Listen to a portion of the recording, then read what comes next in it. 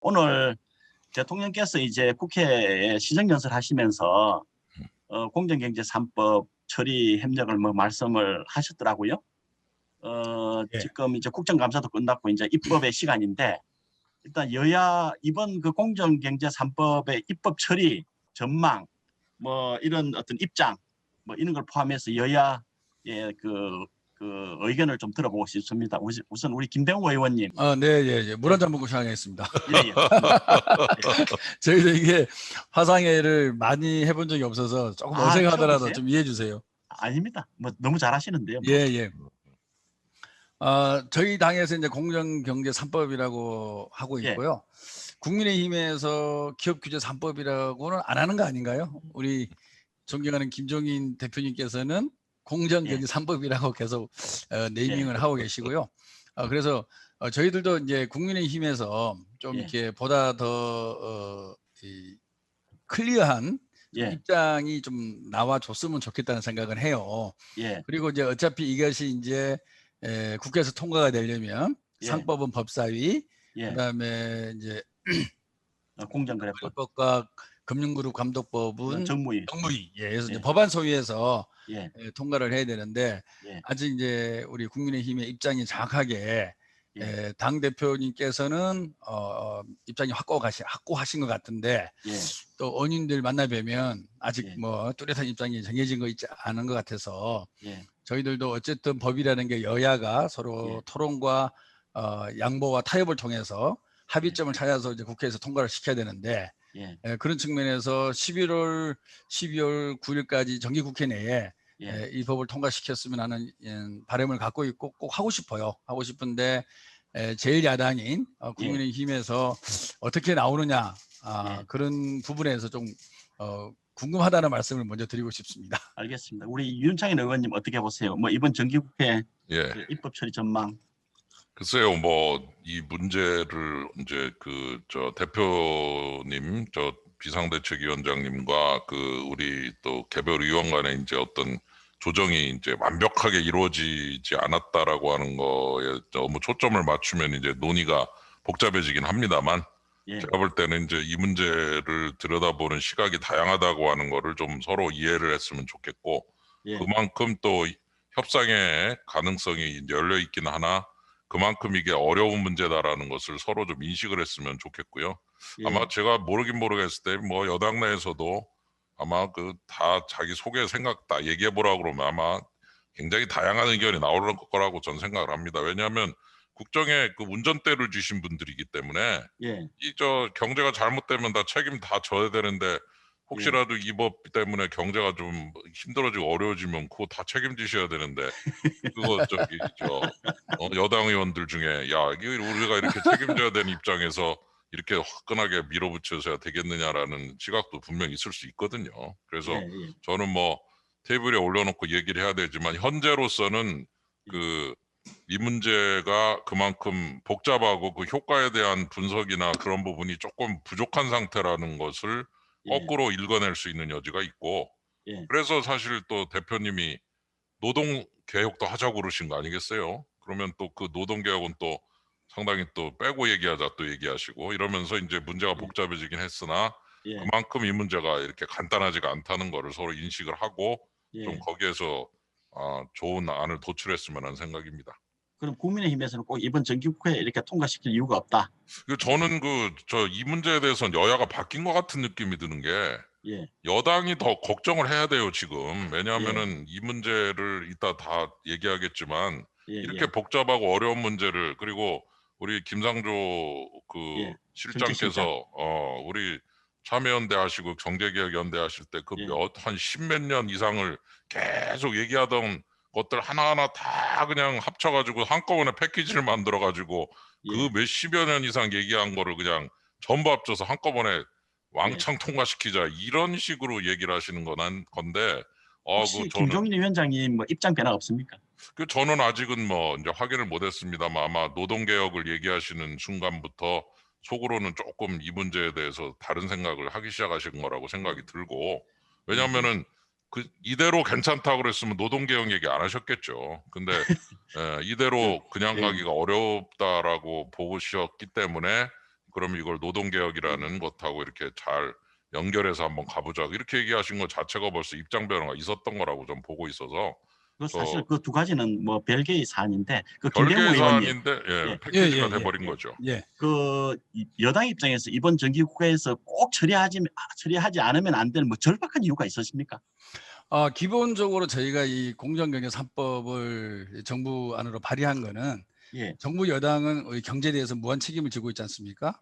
우리나라 경제를 더 튼실하게 그리고 더 잘 발전시키고 그리고 지금 소위 말해서 이제 플랫폼 경제라고 하는 이런 전 세계적인 트렌드에 우리 한국 기업을 더 잘 맞춰가기 위해서 저희가 이 법을 발의하는 것이지 마치 이것을 발의해서 기업의 발목을 묶거나 기업의 규제를 더 강하게 해서 마치 우리 경제에 부정적 영향을 끼치려고 하는 그런 의도는 추호도 없는 거죠. 우리 경제가 앞으로 더 발전하게 해야 되는데 이러이러한 면에서 부족하지 않느냐. 그리고 이 부족한 면을 상법과 공정거래법, 기타 법을 개정과 제정을 통해서 좀 더 우리가 그 글로벌 경쟁력을 더 확보할 수 있게끔 체질을 개선하는 그런 차원에서 이 법을 발의한 거죠.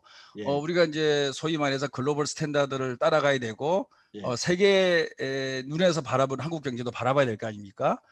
가장 많이 인용하는 통계가 WEF죠. 세계 경제 포럼인데 거기에 보고서를 보더라도 대한민국의 지배구조는 아주 수위가 낮아요.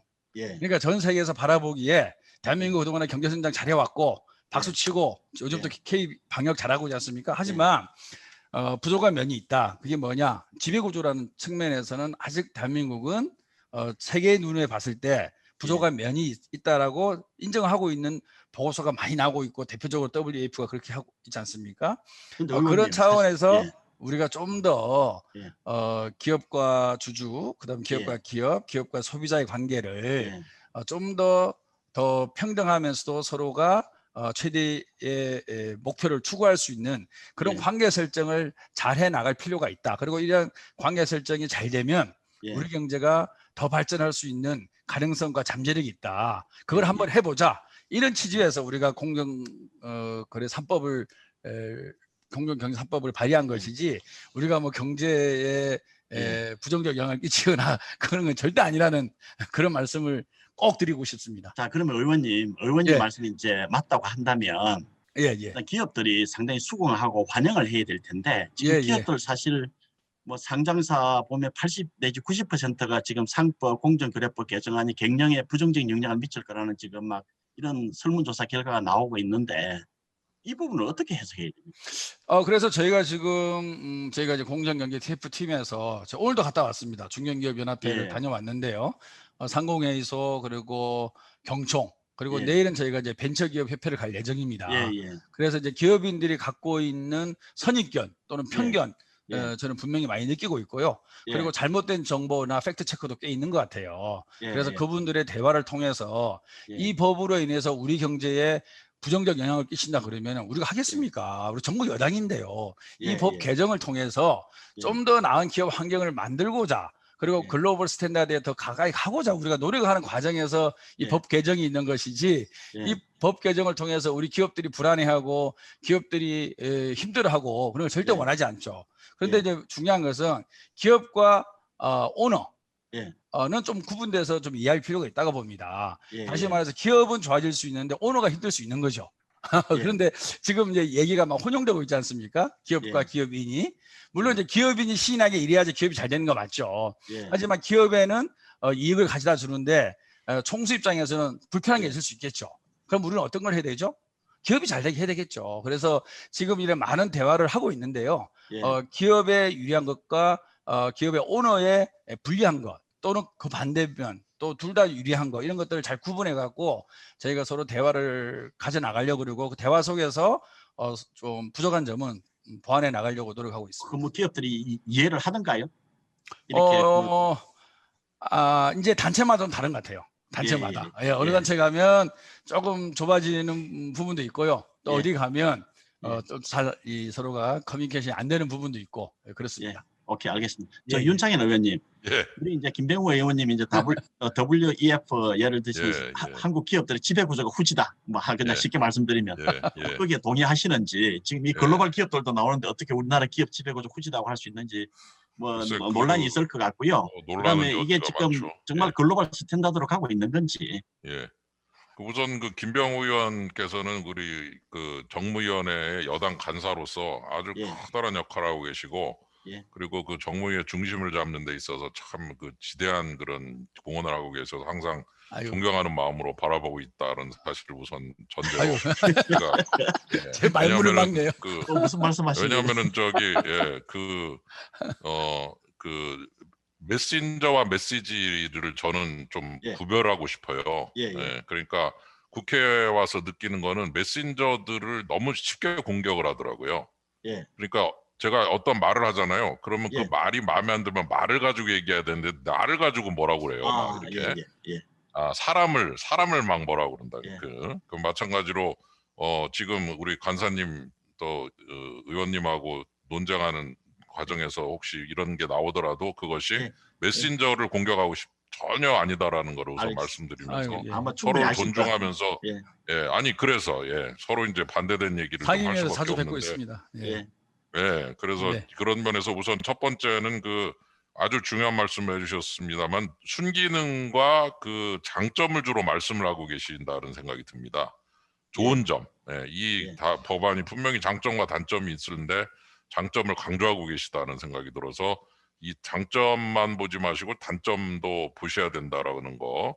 두 번째는 우문현답이라는 그 단어가 있습니다. 예. 이게 그 사자성어 그게 아니고요. 우리의 문제는 현장에 답이 있다.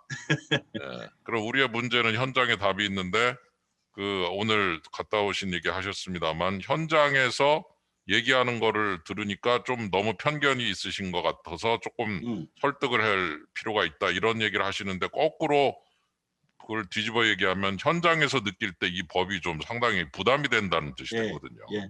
그래서 저는 좀 우문현답을 전제로 한 그런 목소리를 청취를 하면 좋겠고 세 번째는 이제 글로벌 스탠다드라는 말씀을 하셨지만 글로벌 스탠다드라는 말이 과연 우리 경제하고 이렇게 1대1로 딱딱 맞아 떨어지느냐라는 면에 있어서 저는 그 소위 경로 의존성 그러니까 우리 나름대로 발전해 와서 현재 모습이 돼 있는데 그렇죠. 그 발전 경로가 미국이나 이런 나라하고 다르거든요. 그렇죠.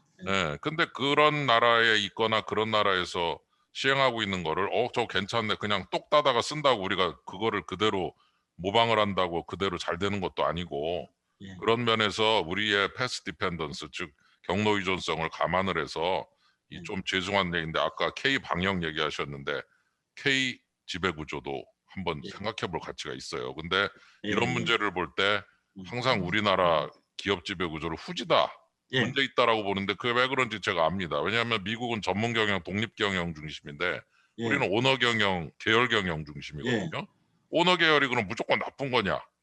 그리고 전문 독립 경영은 무조건 좋은 거냐? 그거 아니라는 거죠. 그래서 어떤 기업은 오너 경영도 하고 어떤 기업은 또 전문 경영도 하고 어디는 독립 경영도 하고 어디는 계열 경영도 하고 이렇게 우리 기업 생태계 속에 다양한 형태가 이렇게 잘 섞여져 있는 게 전 최고라고 보는데 이 법안이 가장 가진 문제점이 뭐냐면 계열 경영이나 오너 경영을 아주 좀 안 좋은 걸로 보고 그거를 자꾸 누르는 쪽에 좀 치중하고 있다는 거. 서로 화합을 하고 상생을 하고 조화롭게 잘 역할이 담당되도록 해야 되는데 그 부분이 조금 아무리 봐도 좀 고려가 덜 돼서 그러게 의원님 이게 그 아까 우리 김병우 의원님이 이제 기업과 기업인은 다르다. 그러니까 기업과 기업인을 동일시하는 것은 일종의 오류다. 뭐 이런 말씀을 하신 것 같은데 그 기업과 기업인을 별개로 보는 것도 또 오류일 수 있거든요. 왜냐하면 이제 그 말씀이 맞는 부분은 뭐냐면 전문 경영인 체제하에서는 맞습니다. 그렇죠. 전문 경영인이 잘못되는 것이 기업이 잘못되는 거는 아닐 수 있거든요. 맞습니다. 현재 전문 경영인이 어떤 잘 못하고 있을 때 그분이 빨리 그만두거나 하는 형태로 해서 가면 그게 조금 더 빨리 해결될 수 있지만 오너는 조금 복잡한 게 오너는 지분이 있거든요. 그렇죠. 지분도 있고 또 장기적 관점으로 운영을 하고 있는데 전문 경영은 조금 단기적 관점으로 보는 면도 있기 때문에 이 오너 경영에 대해서는 요거를 좀 미묘한 문제를 좀 인정하고 들어가야 된다. 그 얘기입니다. 자, 그러면 이 문제는 그 정도로 정리하고요. 지금 두 분 의원님도 굉장히 바쁘시기 때문에 그 김병우 의원님 지금 상법 개정안 중에서 기업들이 가장 크게 문제하는 것은 가장 큰 문제를 하나 꼽으라면 예, 예. 감사위원 분리 선출입니다. 예. 지금 이 3% 의결권 제한하는 거. 그런데 이 부분 좀 양보해서 현실에 맞게 좀 이렇게 후퇴하실 생각 없으세요? 뭐 아직은 저희가 본격적으로 법안을 구체적으로 논의를 할 수 있는 분위기는 아니지 않습니까? 전체 큰 틀에서 공정경제 3법의 필요성에 대해서 공감대를 확산시켜 나가는 그런 과정에 있다고 말씀을 드리고 싶고요. 아까 방금 우리 존경하는 윤창현 의원님께서 말씀하신 거 대한민국의 특수성, 저도 뭐 인정이 된다고 봅니다. 그리고 글로벌 스탠다드와 대한민국의 기업 문화의 특수성을 어떻게 잘 조합을 해내서 우리나라에 맞는 공정경제법을 만들 것인가, 저도 뭐 그 부분에 동의한다는 말씀을 드리고요. 저는 이제 그런 대한민국에서 재벌 중심의 어떻게 보면 소유와 경영의 일치를 통해서 급속하고 속도가 있게 성장을 해왔죠. 그 부분에서도 장점과 단점이 분명히 있는 거죠. 그거를 저도 개인적으로 무시하고 싶은 생각은 없어요. 없는데 문제는 뭐냐면은 소유와 경영의 분리가 오르냐, 소유 경영의 일치가 오르냐, 이 문제와 기업이 잘 되는 것과 기업 총수가 사익을 편취하는 것은 다르다는 거죠. 소유와 경영이 일치된다고 해서 기업의 이익을 오너가 가져가야 된다. 그거를 똑같은 개념으로 봐서는 안 되는 거죠. 그래서 기업 경영을 함에 있어서 소유와 경영을 어떻게 해가느냐, 그 중요한 우리가 논쟁점이 되는 거고, 대한민국에서는 소유와 경영 일치를 통해서 발전시켜 온 부분도 분명히 있는 것입니다. 하지만 지금은 이제 주식회사, 다시 말해 타인의 자본을 많이 갖고 기업들이 성장해 왔는데, 그럼에도 불구하고 소수의 지분을 갖고 기업의 이익이 아닌 사적인 이익을 추구한다고 했을 때는 그거는 명백하게 분리해서 그렇게 하지 못하게 하는 것이 저는 앞으로 우리가 가져가야 될 공정경제법의 아주 기초 중에 하나라고 생각하고요.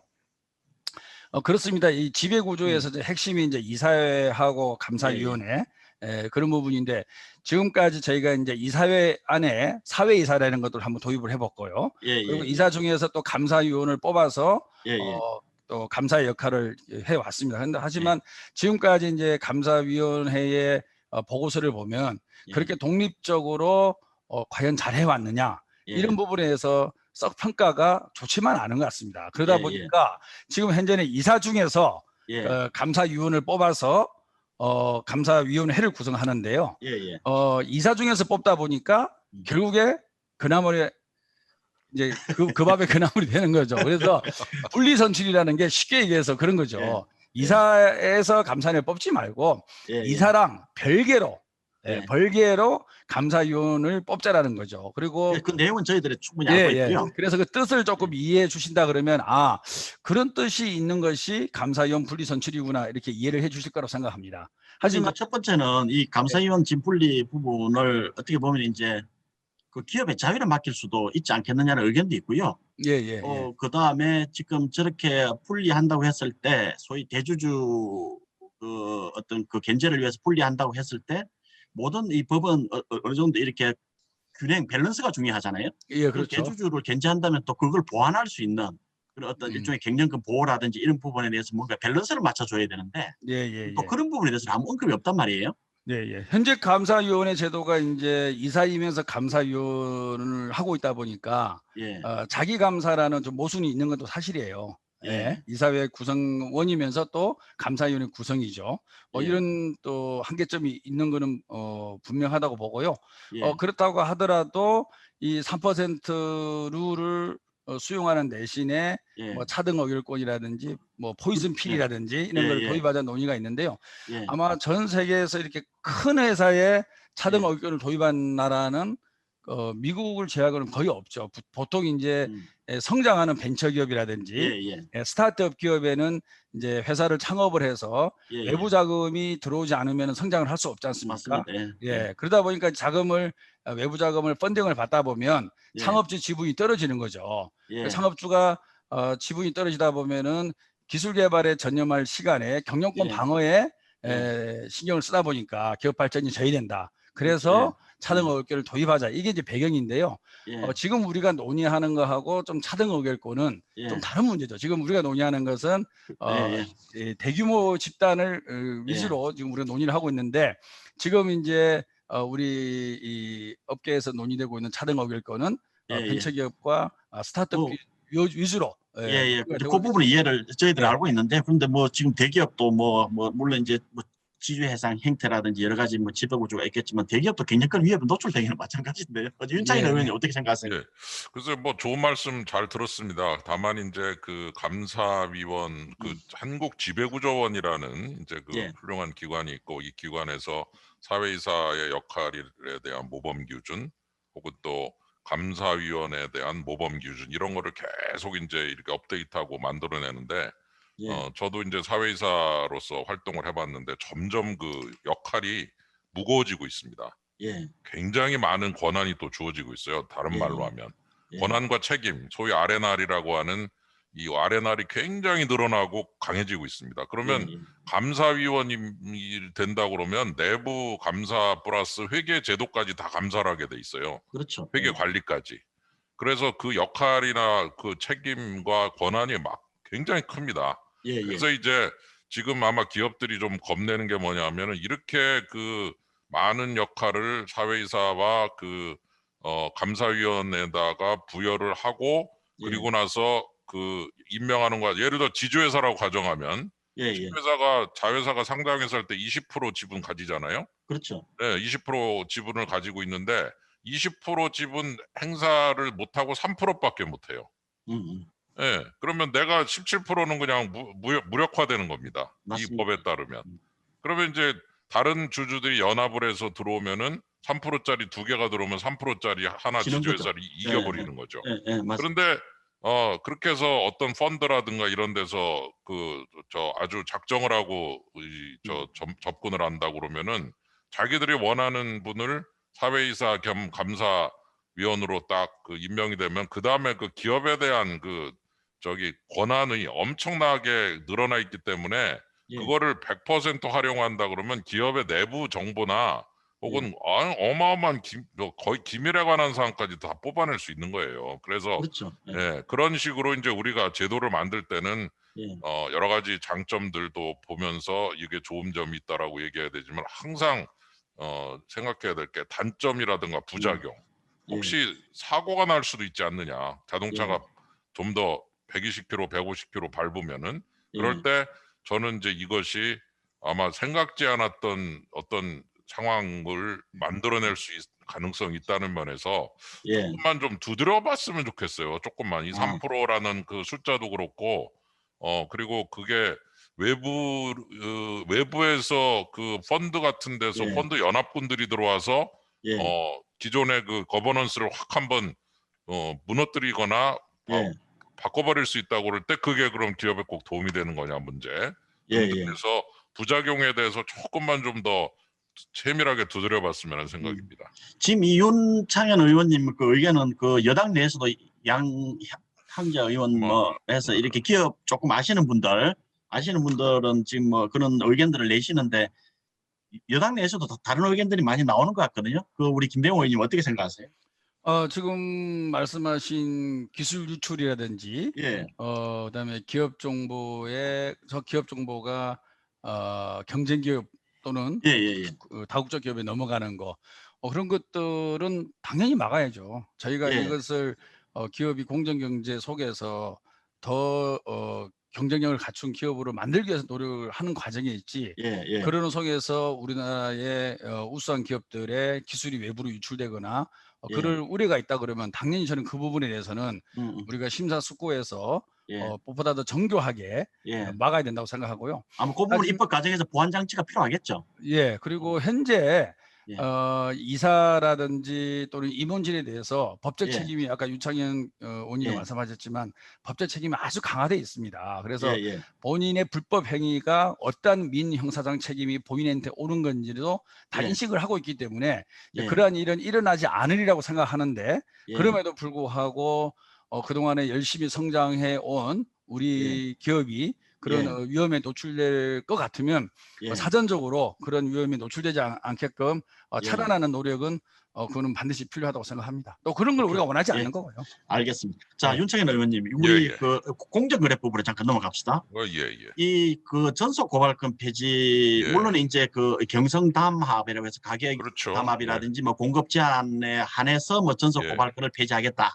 뭐 이제 이렇게 됐는데 그렇다 하더라도 예. 검찰이 들어온다고 생각했을 때 여러 가지 전문성 부분이 좀 이렇게 예. 여러 가지 좀 걱정되는 부분이 많고요. 어떤 수사 난발 예. 뭐 이런 부분도 좀 걱정이 되고 또 여기 보면은 그 일단 신규 전환하는 지주회사의 그 왜 이 손자 회사 그 지분율 상향하는 거 지분율 하고 상향하는 게 있죠. 그다음에 또 지금 현재도 사실은 그 아까 우리 그 김병호 의원님 말씀하신 그 총수 일가의 뭐 사익 편취를 방지한다는 예. 목적으로 해서 일감 몰아주기 규제에 대한 여러 가지 이런 장치들이 예. 있는데 예.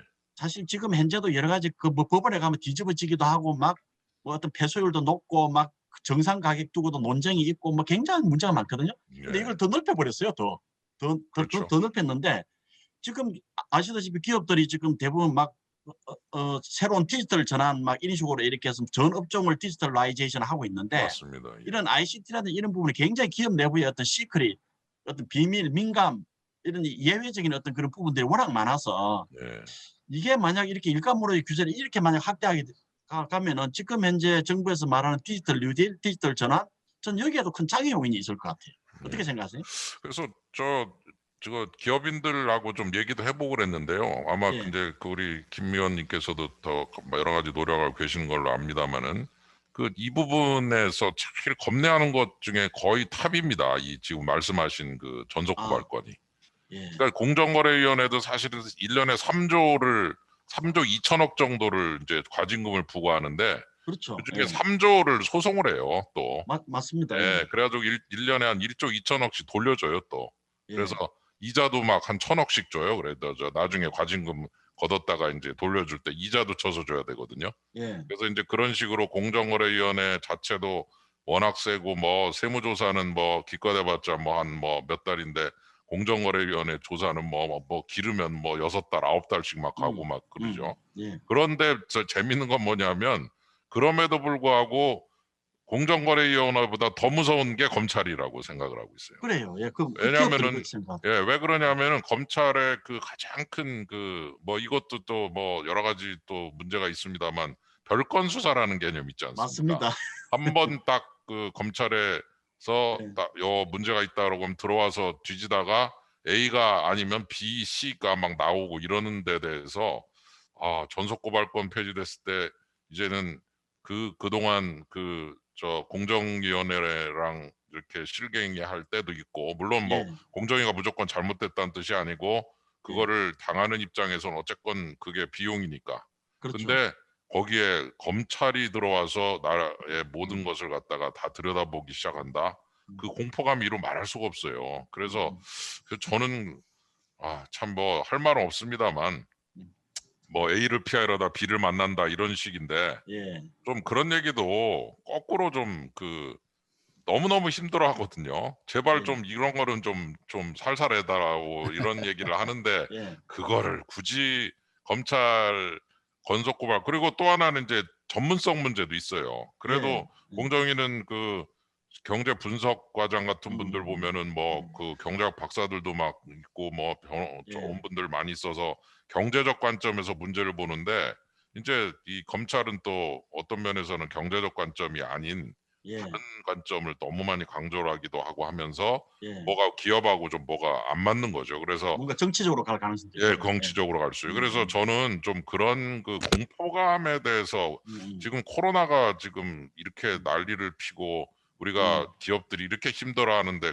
거기다 대고 너는 그동안 잘못한 일이 많으니 너는 검찰의 통제도 받아야 돼. 막 이렇게 얘기를 하는 것이 이게 지금 타이밍상 맞는 건지 뭐가 그렇게 잘못을 해. 뭐 잘못했으면 그동안도 많이 혼났고 또 공정위가 진짜 잘했으면 하나도 과징금이 뒤집히는 일이 없어야 되는데 공정위가 1조 2천억씩이나 돌려주고 있는 이 상황 자체는 공정위도 지금 오버하고 있다는 뜻이거든요. 그렇죠. 공정위도 오버하고 있는데 거기다가 플러스 검찰까지 들어가서 더 오버를 하게 만들면 야 이거 참 저는 당사자가 아니라 그렇긴 하지만 그 처절한 목소리에 좀 귀를 기울이시면서 야 그렇게 좀 조금 한번 좀 다르게 보는 시각도 좀 필요하지 않느냐 좀 이런 여유 있게 탄력적인 접근을 좀 했으면 좋겠습니다.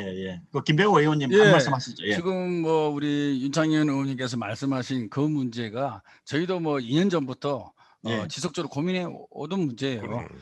전속고발권이 폐지됐을 때 남소 소송의 남용 문제 그다음에 소위 이제 중복 수사, 별건 수사. 예. 그래서 저희도 제가 자료를 보니까요, 작년 1월 22일 날에 예. 이미 공정위와 검찰이 중복 수사 문제가 발생하지 않도록 어느 기관이 먼저 수사할지에 대해서 사건 처리 기준을 합의한 적이 있고요. 예. 합의 기준에 따라서 검찰은 자진 신고 사건 중 입찰 담합 사건과 공소시효 1년 미만 담합 사건에 대해서만 우선 수사하고 나머지 사건은 공정위가 우선적으로 조사한다. 이렇게 합의를 했습니다. 다시 말해서 지금 우리 윤창현 의원님께서 우려했던 바 그 부분은 뭐 저희도 익히 알고 있는 거고요. 그렇게 가서는 안 되겠죠. 그래서 그동안에 이제 공정위에 너무 의존하다 보니까 공정위가 고발을 안 했을 때에 이런 불공정한 부분이 해결이 안 된다. 그래서 검찰도 경성 담합에 대해서만 고발건을 선속 고발건을 폐지해서 검찰도 수사하게 하자라는 건데 그러다 보면 아까 얘기한 여러 가지 우려 섞인 일들이 생겨날 가능성이 있다는 걸 알고 저희가 공정위와 검찰이 이런 사전 합의를 했습니다. 그래서 이 전속 고발건 폐지 과정에서 더 좋은 아이디어와 대안들이 나온다 그러면 저는 적극적으로 반영을 해서 우리 기업들이 혹시 이런 별건 수사라든지 중복 수사라든지 소송의 남용으로 어려움을 겪지 않도록 예방적 조치를 해야 된다. 그런 부분은 충분히 공감을 하고 있고 저희들도 그런 생각으로 법안을 만들 예정입니다.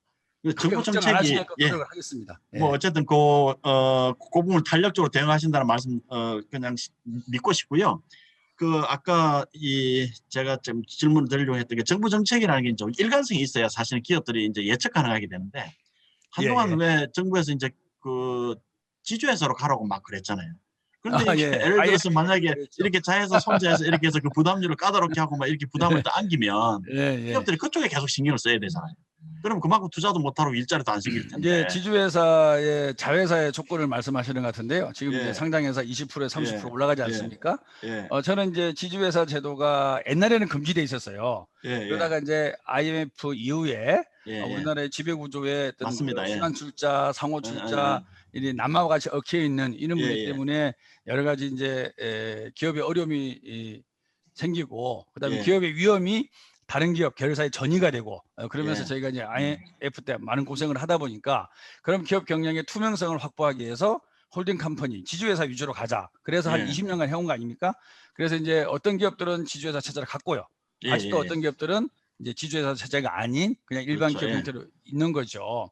이 속에서 이제 지주회사 체제로 가긴 갔는데 그래서 이렇게 누가 보더라도 지배 구조가 깔끔해졌죠. 그런 장점이 있는 반면에 사실은 이제 100%만 있고 20%만 있고 그다음에 100%인가 이렇게 내려가면 너무도 계열사들이 급속하게 늘어나는 거예요. 그래서 경제의 집중이라든지 지배구조 적은 지분으로 지배구조를 공고히 하는 이런 부작용이 나타나다 보니까 지금 단계에서는 공정위 입장에서는 이제는 한 20년간 지주회사 제도를 했는데 긍정적 효과도 있지만 또 이런 부정적 효과도 있으니 10% 더 지분율을 올려서 지주회사에 자회사로 들어가려면 20%가 아닌 30%의 지분을 홀딩 컴퍼니가 가져가야 된다는 거거든요. 근데 지금 이제 기업 측에서는 왜 더 부담을 주게 하느냐 이제 이런 불만이 있는 걸 알고 있습니다. 근데 지주회사 제도는 기업의 선택 문제예요.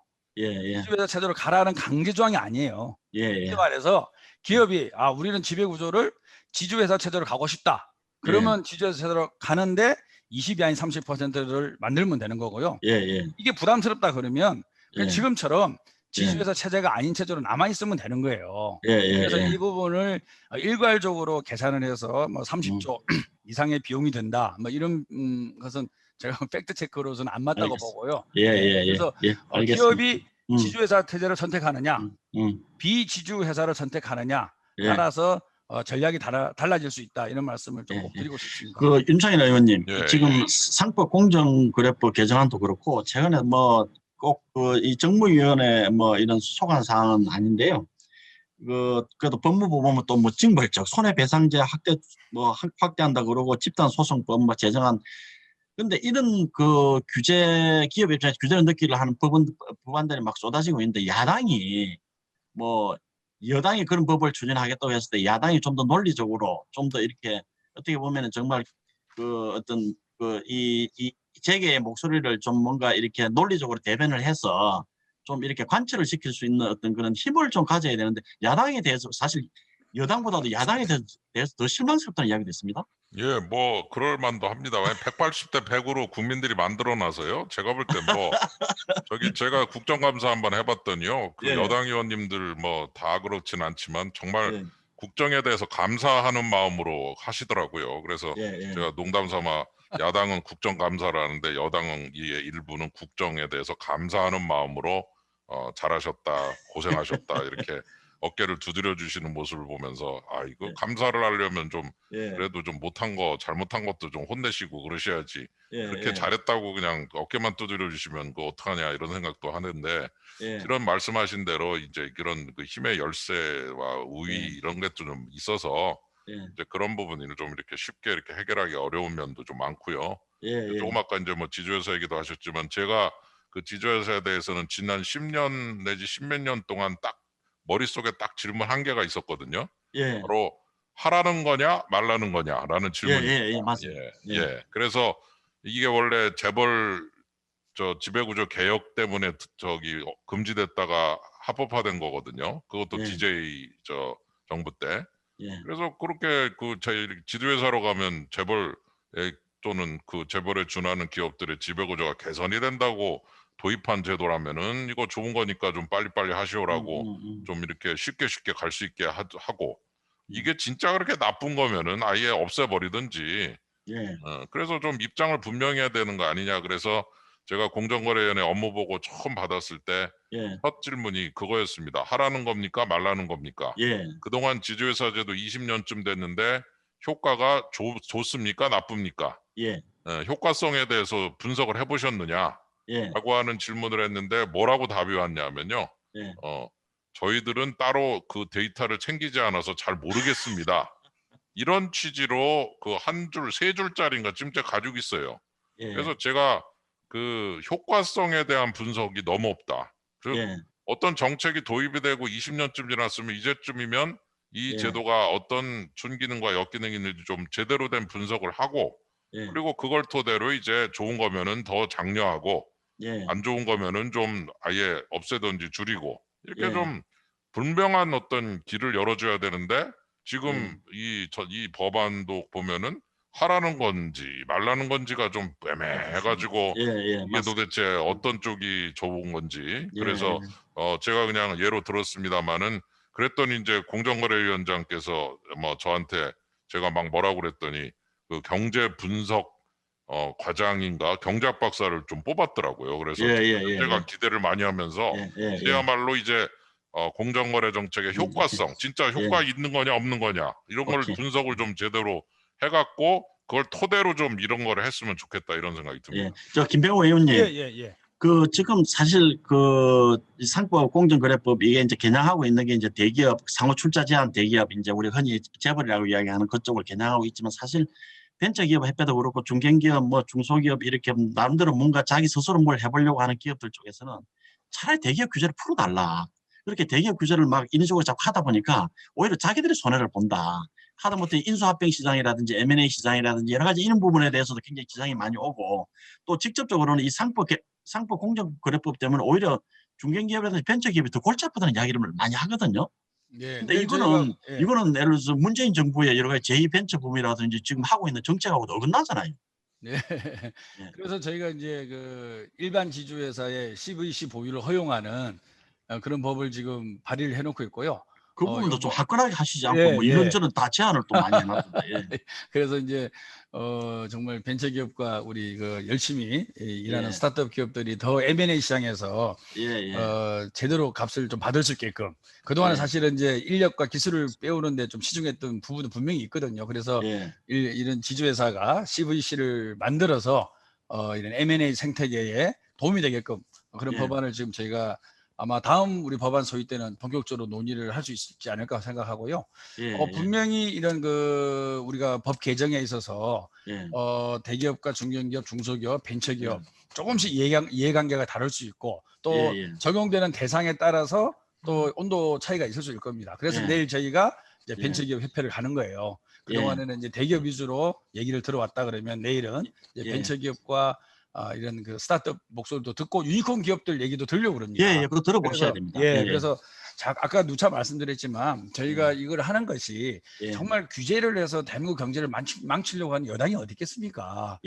정말 그런 식으로 봐주지 않았으면 좋겠고요. 정말 우리가 경제 틀을 제대로 잡아서 정말 우리 글로벌 시장에 내놔도 우리 경쟁력 갖출 수 있는 그런 기업과 주주과의 관계, 기업과 타법인과의 관계, 기업과 소비자 관계를 어떻게 제대로 만들어갈 수 있을까? 그거를 고민하고 연구한 결과물로 상법과 공정거래법과 금융그룹 감독법이 탄생될 거라고 예상을 하고 있습니다. 그래서 이런 과정에서 저희가 못 본 부분들도 있을 거고요. 저희가 봤지만 깊이가 다른 것도 있을 거고 넓이가 다른 것도 있어요. 그런 부분들을 얼마든지 말씀해 주시면 대한민국 경제 발전을 위해서 저희가 또 수용해서 좋은 법이 만들어질수록 우리 존경하는 윤창현 의원님 등등 야당과 협의해서 잘 만들어 가도록 노력하겠습니다. 그래서 사실 우리 김병우 의원님께서 이제 어차피 간사를 또 맡고 계시는데 제가 이 의견도 좀 전달해 드릴게요. 기업뿐만이 아니고 학계라든지 그러니까 원래 상법, 공정거래법 전문가들이 있잖아요. 저 나름대로 오랫동안 이렇게 연구해 오신 분들이 굉장히 이렇게 열을 받아 계시더라고요. 그래서 왜 그러냐 그랬더니만은 제대로 된 공청회도 안 하고 뭐 나름대로 어떻게 전문가들 해서 의견을 좀 수렴하는 절차라도 가져야 될 텐데 도대체 법을 누가 만드는 건지 모르겠다. 이 불만을 터뜨리더라고요. 그거 좀 참고를 해. 모든 학자가 그러지는 않을 거라고 생각하고요.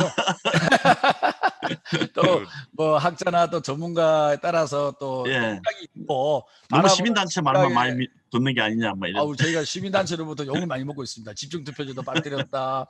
이건 왜 이렇게 완화된 공정거래법이냐. 어떤 분은 친기업 공정 경제를 가장한 친기업법이다라까지 혹평을 하는 또 기업 어떤 분은 그렇게 말씀을 하시던데 교수님도 계셔요. 그래서 저희 나름대로 정말 고민을 많이 하고 있다라는 말씀을 꼭 드리고요.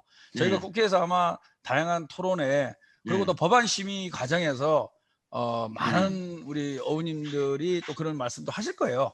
법안 심의 과정에서도 그런 문제점들이 있으면 여과 없이 토론하고 논의하는 자리를 꼭 만들어질 거라고 생각하고 있습니다. 참 의원님 국민의힘에서 이렇게 이번 공정경제 3법하고 노동개혁하고 이렇게 같이 논의해보자 이 부분에 대해서는 어떻게 생각하세요? 사실 이게 저희가 여야 간의 신뢰 그리고 정쟁이 아닌 정말 나라 경제를 생각한다 그러면 저는 그 부분도 적극적으로 검토할 필요가 있다고 생각합니다. 아까 제가 WEF를 얘기했지만 거기는 지배구조도 문제가 있고요. 노동 부분도 저희가 조금 순위가 떨어져 있어요.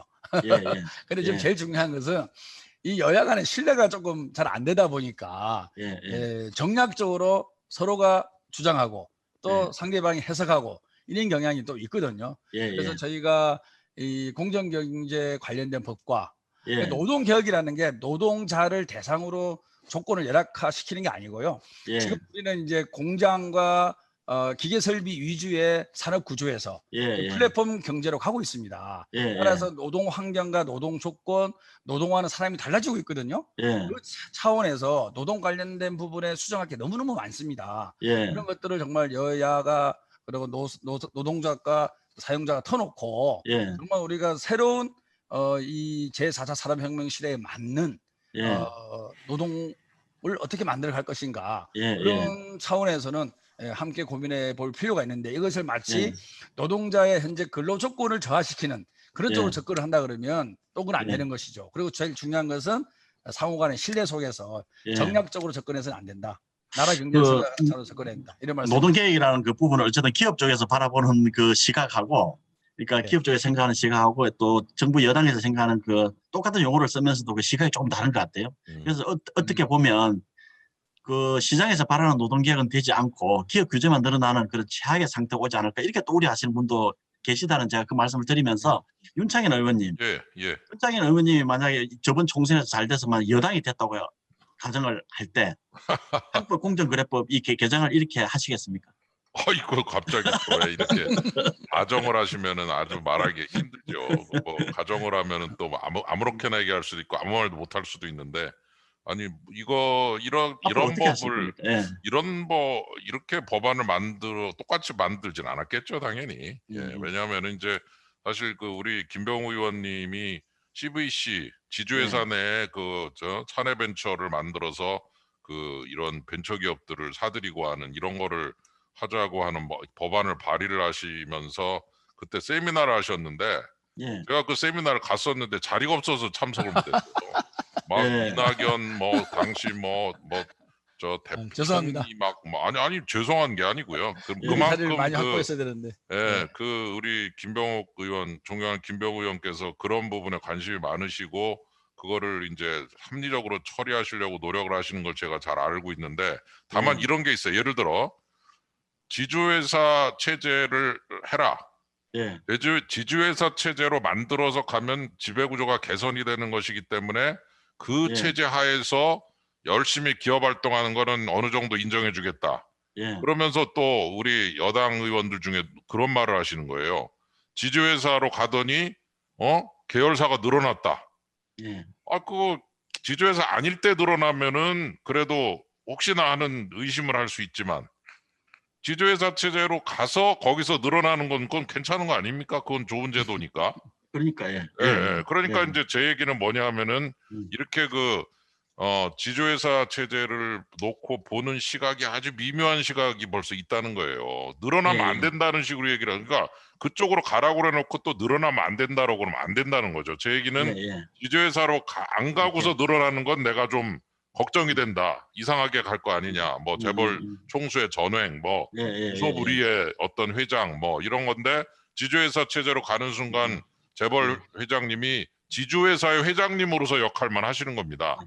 그렇기 때문에 우리가 그럴 때는 그래도 계열사 그렇게 해서 늘어날 때는 그게 통제가 잘 되고 있는 거고 지배구조가 괜찮은 거 아니냐. 그러므로 그거는 우리가 인정해 주겠다. 이렇게 돼야죠. 제가 볼 때. 근데 CVC가 이제 그런 역할을 하는 건데 또 아까 말씀해 주신 대로 CVC 가면서 계열사 늘어나면은 그것도 문어발식 확장 아니냐. 또 이러면은 이제 그거 어떡하란 얘기예요. 하지 말란 얘기니까.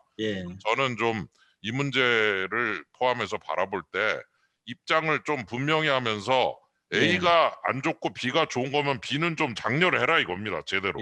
그리고 B 분야에서 논소령님 늘어나는 건 좋은 거다. 시간 안 됐죠. 제가 저희가 또 일정이 있어서. 하여튼 마지막으로 제가 마무리를 하겠습니다.